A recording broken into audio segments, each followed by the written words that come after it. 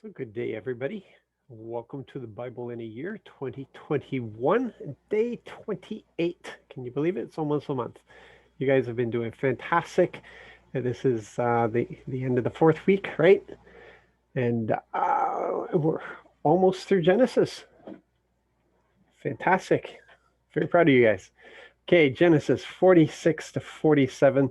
Let's get to it. It's not very long today. He says regarding the words even before he speaks them. So, Genesis 46, chapter or verse 1. Um, this is something that we can really appreciate about Jacob. I think we can all recognize this. He has such an incredible, real relationship with the Creator. He's the one who gets to see all the angels, all the messengers, wrestles with them. Um, but everywhere he goes, he sets up an altar. Everywhere he goes, he stops to worship. And we see it again here. Israel, using his new name, Israel, packed up everything he owned and traveled to Beersheba. There he offered sacrifices to his father Isaac's God.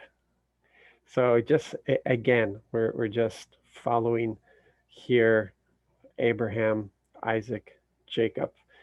Um, we don't see this with his sons. We don't see the same worship. It maybe it's there and it's just not mentioned, and we got to remember we don't have the complete picture. But from what is mentioned, we just don't see this reverence. We don't see this at all. They haven't taken this up from their father. They are not of high moral character, that's for sure. And we don't see this being passed on. In verse 2, uh, we have the conversation that God had um, with Jacob here. He says, I am El, your father's God. Don't be afraid to go down to Egypt because I will make a great nation of you there. Again, just mentioning, he's using the title from the nations that are around them, from the language. This is not a Hebrew word, but and again, it's not a name. He's not saying, um, my name's El. He's not saying that. Um, he's saying I'm God. I'm God, your father's God. So El is the title God in the local language, not a name. I just want to keep stressing that because we're coming up to a significant moment, and I don't want you to lose a significance thinking that he has all these different names, different titles that describe him, but not his name. Now listen, this is this is him moving the plan forward. He's letting Jacob know what's going on. He's moving it forward, and I'm so impressed to see how much the Creator has directly involved, um, or was directly involved in keeping his promise to Abraham. Like it's not he didn't give this promise and then stand off and let's see how things evolve at all. He was there to tweak things, to encourage things, to move things along, to put things in place. This whole thing of Egypt, he's getting the people down into Egypt where, yes, their development as a nation will be stunted, but it's a safe place because he needs a safe place for them to multiply. Yes, yeah, and multiply they did. So this is all part of his movie, and he had let Abraham know ahead of time. Remember, he said 400 years. For 400 years, they're going to be in captivity. So, um, verse 4 here, these are promises that are given. And we have the corporate promise for the whole nation. I will go down to Egypt with you. And by you, he's referring to this nation that he's growing. He's referring to the family. It's a small family unit at the moment compared to what it's going to become. But I will go down to Egypt with you, and I promise to bring you out again. I promise to bring you out again. Let's just remember that. I promise to bring you out again, referring to the nation. And then it's a personal promise. Joseph will close your eyes when you die. That's important because Jacob's life has been so entwined with Joseph. Um, Joseph is so important to him, precious to him, and he's been separated for a number of years, and now he's receiving this promise. He hasn't gone down yet. He hasn't seen Joseph yet, but he knows he's alive, and he's heading down there. And God is just reassuring him. He's just letting him know, go ahead. This is part of the plan. Go ahead. And my promise to you is that Joseph will close your eyes. So then down in verse 27, um, look at this. They don't know it, but they're just a couple generations away from being enslaved. Okay, once once Joseph is gone and a new Pharaoh comes in, they will soon forget how um, Joseph had saved them, and they're going to be in slavery. I'm not telling you anything you didn't know. But even in this slavery, even in this position of being slaves, they are blessed by the Lord with such fertility. Incredible. Look at this. Thus, all the persons in Jacob's household going down to Egypt totaled 70. That's 70 people. That's counting everybody. 70. That's amazing. That 70 go down, and 400 years later, 1 million or so come out. We should be able to understand that from even seeing present day stuff that's going on. We can understand why the Egyptians came to fear them, and it's nothing new. We see that every time that there's a crisis in a country, that they blame the immigrants, and here you have this out of control, incredible multiplication of these people going on, and they fear them. They're afraid of them. There's already a ton of prejudice, ton of prejudice. I don't want to draw too many parallels to what we may experience here in Quebec, because most of you are born and raised here. But there's kind of an arrogance in the old guard of the Quebecers, and there's nobody as good as them. This is their land. This is their culture. And they don't even understand that they're in the process of losing that culture, because I think the birth rate here is 0.7%, and you need a birth rate of at least 1.4% to preserve, just to hold on to your culture. And they don't even have half of that, and they're losing. Within a couple generations, that culture will be gone, and it will be replaced by those that they are bringing in to fill in the positions. That there's just not enough people being born. So regardless of what they think about their culture, what they think about this place, they're going to lose it all anyway. Um, so the Egyptians are looking down. There's This is their land. There's nobody as good as them.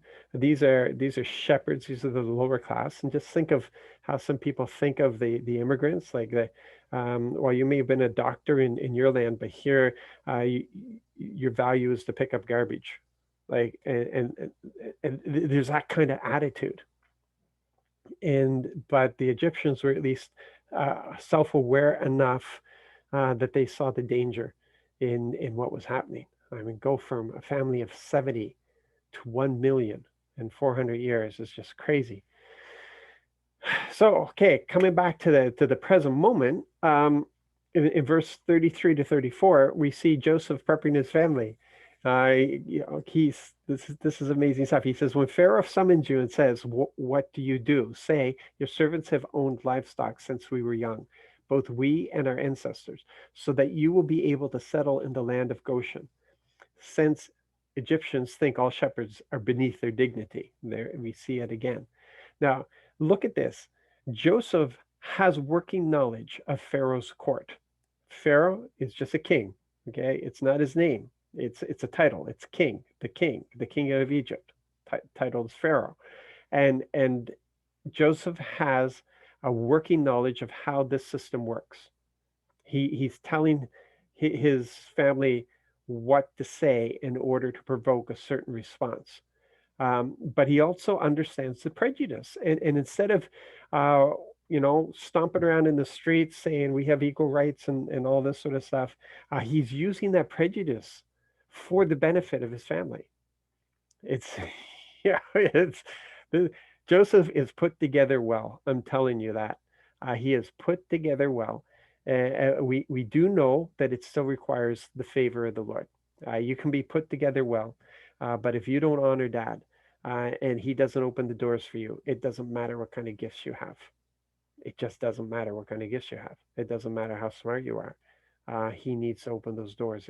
He has to provoke that favor for you from other people. Um, so here we see it here in verses 4 to 6. It doesn't say it in so many words, but we see it in what has been said about Joseph all the way along. He from Potiphar to the jailer to Pharaoh, it's always been that God provoked favor. And so we see Pharaoh said to Joseph, "Since your father and brothers have arrived." Um, I don't know why there's a typo there because I only copy and paste. Anyway, the land of Egypt is available to you. So Pharaoh said to Joseph, "Since your father and brothers have arrived, the land of Egypt is available to you. Settle your father and brothers in the land's best location. Let them live in the land of Goshen. And if you know capable men among them, put them in charge of my livestock as well." So understand, this is not two nations coming together. This is not equals, okay? This is Pharaoh extending grace, extending favor to this family in appreciation of what Joseph has done for him and for this country, specifically what Joseph has done or is about to do for him. And this is God provoking Pharaoh to show favor and giving the choicest land. And then Joseph turns around and in that land, he gives them the choicest land of the choicest land. But we're not going to get into that. Um, now look at Jacob here. Look at how Jacob comes across in verse 9 to 10. Jacob said to Pharaoh, "I've been a traveler," because Pharaoh's been asking about him, like how old are you? "I've been a traveler for 130 years." So we're getting a sense here that the Egyptians did not live as long as what the Hebrews did, as long as this family did. This is a long-lived family. And you remember that Isaac lived till he was 180, 185. So he lived for a very long time. And so Jacob says, "Well, I've been a traveler for 130 years. My years have been few in comparison and difficult. They don't come across, they don't come close to the years my ancestors lived during their travels." Now look at this. Jacob blessed Pharaoh and left Pharaoh's presence. Jacob comes across here almost like a priest. He is a worshiper of the Creator, truly a worshiper of the Creator, not through carving images, but through altars and sacrifices. And he has encounters with God's messengers, and he has conversations and visions, and so he here is carrying the blessing of the Lord, and he blesses Pharaoh like a priesthood. And then we have in verse 12, we just have more understanding of who Joseph is. And we see him here all the way along. He has kept his word. All the way along, Joseph has been true to his word. Um, and so we see him here. Joseph provided food for his father, his brothers, and his father's entire household in portion to the number of children. And that's exactly what he promised them that he would do.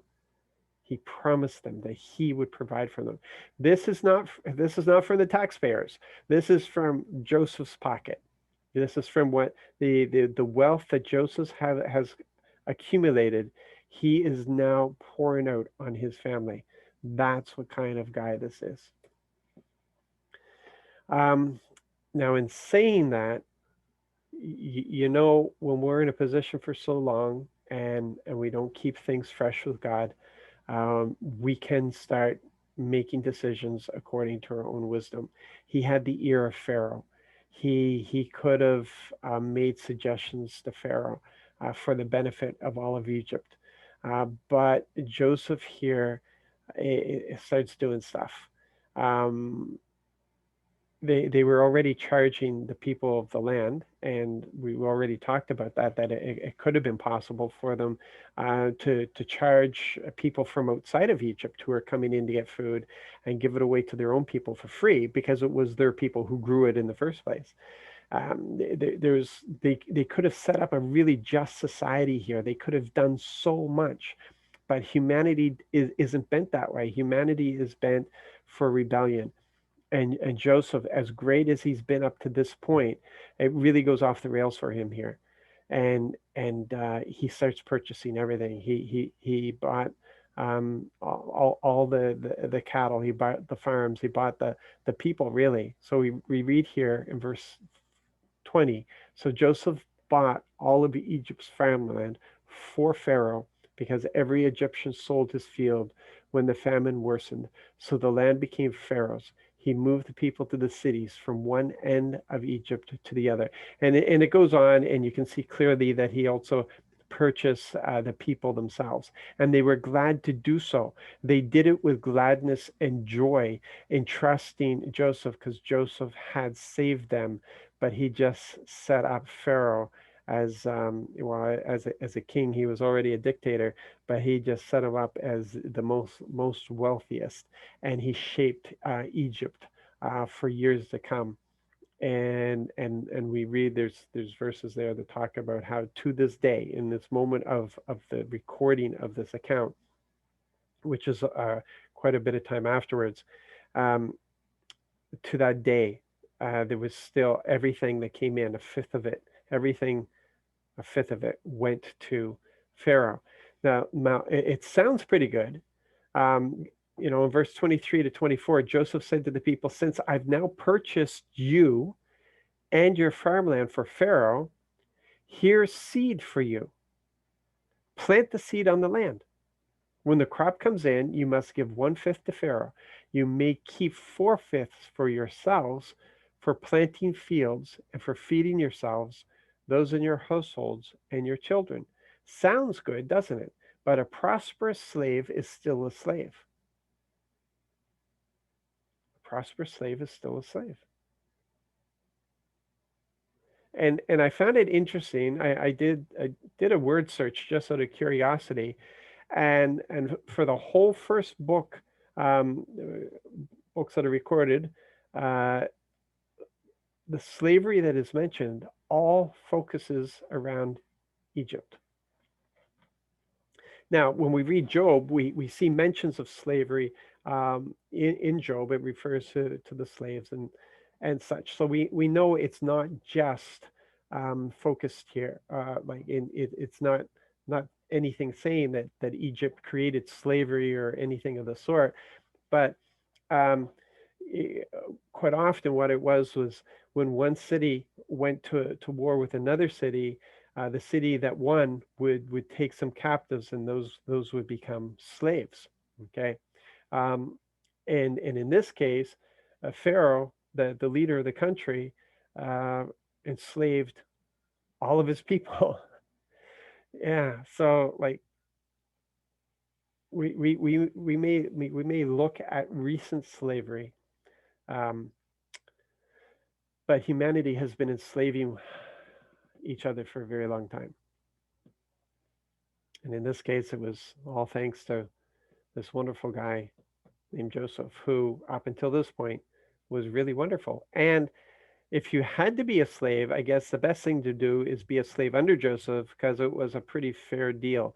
But all of us want our freedom, which is really strange because in Quebec, there is less freedom in Quebec than there is in all of the rest of Canada. And I don't think people realize that.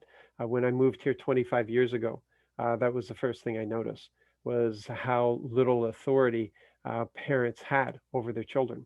Um, you have to pay all the bills, but the government is trying to make them wards of the state, and yet it's put up with here. And yeah, so we have a desire for freedom. We do. So a prosperous slave is still a slave. Way to go, Joseph. This is just wonderfully encouraging. So after Jacob had lived in the land of Egypt for 17 years, he had 17 years in Egypt, and after he had lived a total of 147 years, Israel's death approached. What really blessed my heart in this is the realization that he had lost Joseph. He was so long without Joseph, and he didn't just see Joseph and then die. He got to live with Joseph for 17 years. Stop and think what has happened in your life in the last 17 years. I know sometimes we think it just goes in a blink, but we do a lot of living in a year. We do a lot of living in 5 years. We do a lot of living in 10 years. When I think where I was 10 years ago, um, 10 years ago, I only had 9 children. I now have 13. So as growth, right?